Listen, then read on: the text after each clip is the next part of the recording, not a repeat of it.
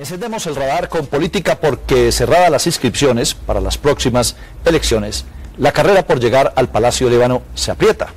A última hora, Antanas Mockus inscribió su candidatura por la Alianza Social Independiente, antes indígena, y llegó pisando fuerte en las encuestas. A 3 días de su inscripción, y según el sondeo más reciente realizado por Datesco, se presenta un cuádruple empate técnico entre Gustavo Petro, Antanas Mockus, Enrique Peñalosa y Carlos Fernando Galán. Los demás candidatos están por debajo del porcentaje de bogotanos que no saben aún por quién votar. Los expertos opinan que la llegada de Mockus es un harakiri, pero las encuestas muestran lo contrario. ¿Quién podría ganar ese porcentaje de indecisos? ¿Cuál es el panorama político para la capital? Antanas Mockus habló con Antonio Morales sobre sus planes para Bogotá, sobre cómo se ve frente a los otros candidatos y si aceptaría o no una alianza con Gustavo Petro. Antonio Morales entra al radar. Quiero empezar, Antanas, haciéndonos la pregunta que es como la base del conocimiento, usted que es filósofo y matemático, y es facilísima. ¿Por qué? Porque traemos un camino de servidor público que usa conocimiento de la universidad, de la comunidad académica para transformar cosas, donde básicamente en Bogotá. Todo el mundo vuelve y lo dice, y yo vuelvo y se lo repito, que de alguna manera el poder o el camino hacia el poder, porque muchas veces uno no llega, sí es adictivo, es decir, que si usted estuvo protagonizando la campaña presidencial, pues ahora está protagonizando la campaña electoral por Bogotá. ¿Hay algo de eso? O sea, usted no puede quedar quieto en el sentido político. Hay gente que quisiera que uno se quede quieto, eso sí es clarísimo. Entonces, cuando es uno es afán de poder y cuando ellos es vocación de servicio. Entonces no, mirémonos con generosidad todos. Igual la gente critica y dice, mire, Antanas tiene su derecho sagrado a protagonizar y a lanzarse como candidato, pero ¿por qué rompió el pacto del Partido Verde? Esa es la pregunta generalizada con respecto a apoyar la candidatura de Peñalosa. Pues no pude romper un pacto que nunca existió. Los periodistas nos querían asignar a mí la presidencia, a Enrique la alcaldía y a Lucho el Congreso. Y nosotros, afortunadamente, repetidas veces dijimos, no es así. Vamos a hacer una consulta para la presidencia, que no define para nada las otras 2 posibles posiciones. No hay un premio de consolación. Terminada la consulta, terminada la presidencial, tocaba volver a retomar el tema desde cero. ¿Qué tan fuerte fue el compromiso, qué influencia tuvo el compromiso de Peñalosa con el uribismo, más que con la U, con el uribismo, para que usted se saliera y dijera, no, yo me voy solito? Pues hay como un descentramiento. Veníamos construyendo la estrategia los 13 alcaldes y con Sergio los 4, claro, en un diálogo muy franco y decíamos, no, devolvámonos porque esto no estuvo bien hecho, hagamos esto, etcétera. Y de pronto, pues, Enrique armó como su estrategia aparte y dentro de esa estrategia nos empacó el apoyo del presidente Uribe. Antanas, pasemos ya a la coyuntura, ¿no es cierto? Inscribe usted su candidatura por la ASI y se produce inmediatamente una encuesta, Datexco, en la cual usted entra casi que en igualdad de condiciones en términos de favorabilidad con Enrique Peñalosa y con Gustavo Petro. Hay quienes dicen que, dadas las condiciones en que el único que tendría tendencia a crecer en favorabilidad es usted. ¿Usted ha sido optimista, como dicen algunos analistas, o la ve más fregada la vaina? Hace un año las encuestas nos jugaron una mala pasada. Bastante, entonces está bueno que sean buenas, pero no hay que dormirse ahí, no hay que sobreconfiarse, no hay que ser prepotentes, hay que ser como somos, o sea, un servidor público con un equipo de gente técnica y de servidores públicos dispuesta a levantarle el ánimo a los servidores públicos de Bogotá y atender bien a la gente. O sea, yo en las otras 2 elecciones le decía a la gente, le voy a pedir que usted haga, que usted ayude a controlar, etcétera, etcétera. Ahorita mi sensación es que la gente está un poco cansada diciendo, yo ya aporté mucho, yo ya pagué hartos impuestos, etcétera, ¿y el gobierno qué? El gobierno se los gastó en lo que sabemos. Entonces se trata ahora de servir al ciudadano, de atender al ciudadano bien atendido. Y usted está más en la audición que en la palabra en este momento, que está escuchando. Sí, es escuchar a la ciudadanía y tranquilizarla. En Bogotá había llegado a niveles de optimismo muy grandes, entonces hay que volver a esa ruta. Ganábamos los premios financieros internacionales por buen manejo. El crédito sindicado de mi primer gobierno pues fue un crédito, el mundo financiero le prestó plata a Bogotá sin que el país, Colombia, tuviera que garantizarla. Claro. Bogotá Nada. Exacto, no fue sin fiador. Ya, Antanas, volviendo a la coyuntura, porque nos interesa muchísimo, había quienes decían, cuando llegue Antanas al tablero, cuando pasa Antanas al tablero como candidato, va a afectar a todo el mundo. No afectó tanto a Petro, que sigue siendo el primero, y sabemos que Petro y usted, pues, no es que estén enamorados, pero se coquetean de alguna manera. La pregunta es, si en el futuro de la candidatura, antes de las candidaturas antes de finales de octubre, ustedes ven que entre alguno de los dos hay una preponderancia en términos de las encuestas, ¿alguno de ustedes rescindiría su aspiración para darle esos votos al otro, para parar a Peñalosa como ustedes quieren? Mire, cuando uno va a ver una película, el buen gusto es que no se la cuenten. No, nos respetamos mucho. Mejor dicho, se la pongo más fácil, en pura aritmética.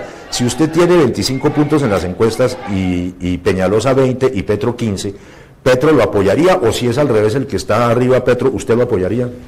El voto requiere, es estar en un jurado. Entonces, por lo menos en los concursos universitarios no se suele decir, oiga, usted transfiere su 3,5 para sumarlo al 4 del otro para que se nivele y quede por encima del que sacó 3,75, no. O sea, vamos, yo creo que el proceso electoral además es como el líquido revelador en las placas fotográficas de antaño. El bromuro de plata. Exacto, entonces usted expone el papel fotográfico, lo mete ahí y se va revelando, o sea, cómo piensa el Petro de hoy en día no es igual a cómo pensaba el Petro de hace 10 años. Ni el Antanas tampoco. El Antanas en 10 años también ha cambiado.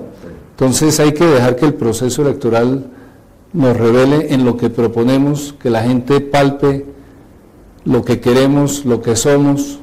Es un proceso muy cognitivo, pero también es emotivo.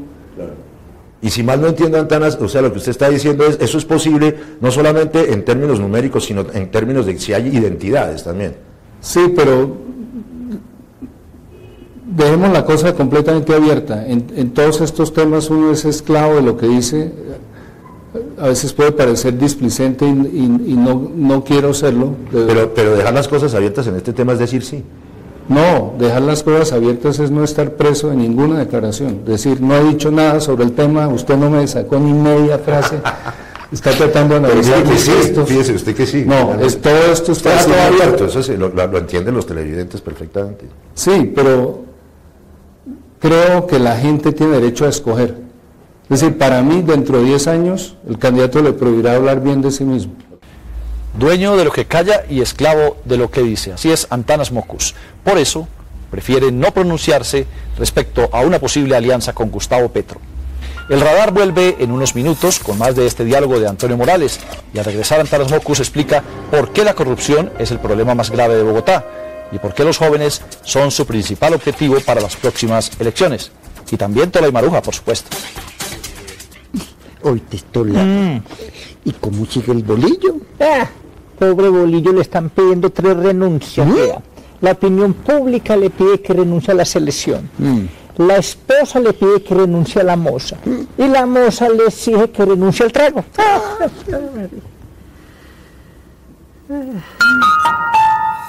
Usted está en las coordenadas correctas. Usted está viendo el radar.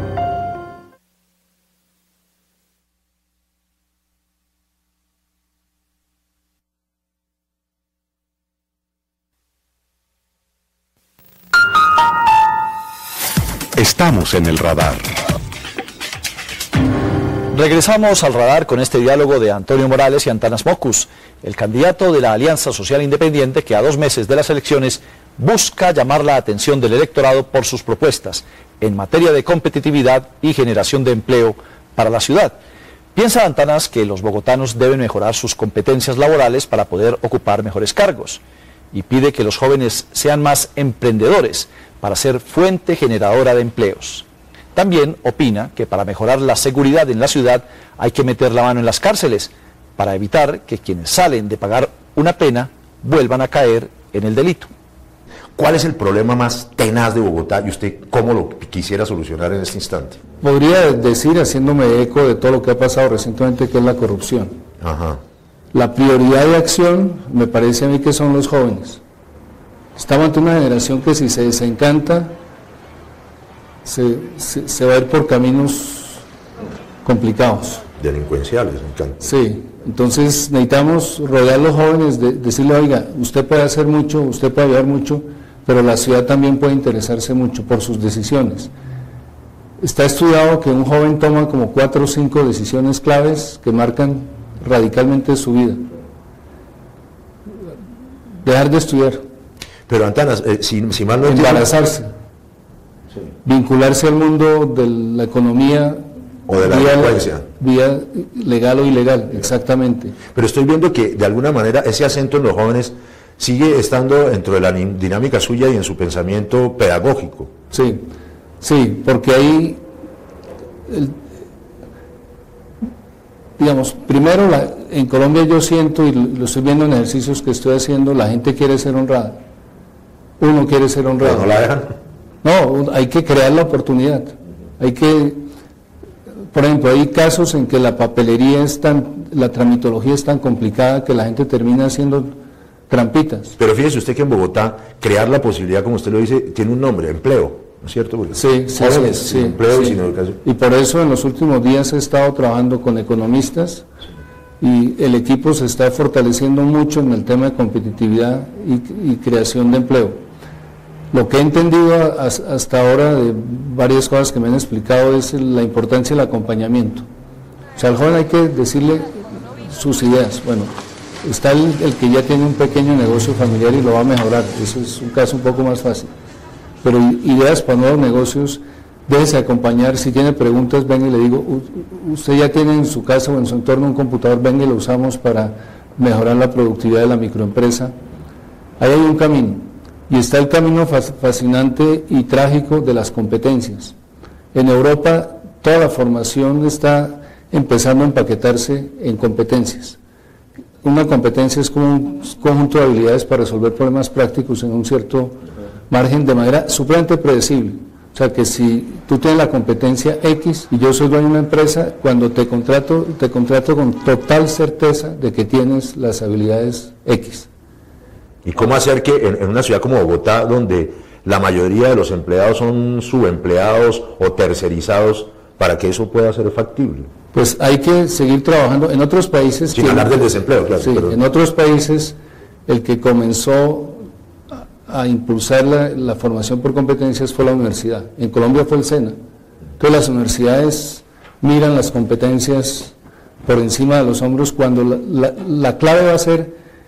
Lo que necesita la gente es un certificado de que tiene las competencias, lo puede adquirir en el SENA, en la universidad, en la empresa privada, en una vaina de salesianos, o sea, recoja eso, pero que el empleador pueda contar con usted. Y lo trágico de las competencias es que de pronto cambia la tecnología y usted que tenía certificado en tal competencia, ya no tiene con qué. Ya nadie contrata esa competencia. Bueno, pero eso, de alguna manera es... Entonces hay que recalificar. En talleres que hemos hecho con jóvenes es impresionante el susto a los 35 años, que es cuando la gente estima que se le acaba como la primera juventud. La primera juventud y el primer certificado. O sea, es volverse obsoleto. Pero Antanas, para precisar, ¿cuál sería el título ese para que la gente tenga una mirada inmediata? El título, emprendimiento. Jóvenes emprender.